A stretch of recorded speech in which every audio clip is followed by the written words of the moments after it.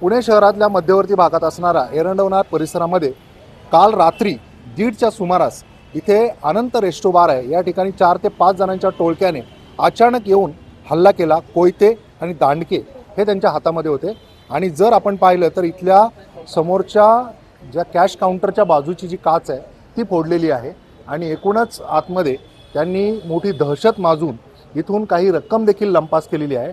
Deccan police स्टेशनच्या अंतर्गत येणारा हा परिसर आहे। मात्र गेल्या काही दिवसांपासून पुणे शहरामध्ये जी काही वाढती दहशत आहे, कोयता असेल किंवा टोळक्याने जमावाने येऊन हल्ला करणे, गाड्या फोडणे, या सगळ्या प्रकारांमध्ये वाढ होते आणि त्याच्यामुळे कायदा आणि सुव्यवस्थेची जी काही धिंडवडे निघत आहेत ते निश्चितच कुठेतरी विचार करायला लावणारे आहेत। सातत्याने होणारे जे असे हल्ले आहेत किंवा अशा पद्धतीने होणारा जो काही जमावाचा हल्ला आहे तो रोखण्यासाठी कुठेतरी प्रशासन कमी पडते का, असे देखील प्रश्न विचारले जात आहेत। आत्ता इथे अनंत रेस्टो बारच्या इथे पोलीस संपूर्ण चौकशी करतायत आणि एकूणच याच्यामध्ये किती रक्कम लंपास झालेली आहे या बाबतीतली माहिती थोड्याच वेळात पोलीस आपल्याला देणार आहेत। अविनाश पवार, NDTV मराठी, पुणे।